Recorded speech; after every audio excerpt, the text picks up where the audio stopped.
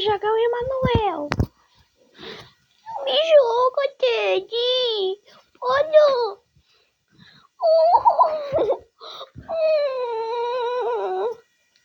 O que tá acontecendo aqui? Foi Teddy que me jogou. Ah, Teddy, tu vai ficar de castigo. Você jogou o Emanuel. Não. Você tá de castigo, você jogou o Emanuel.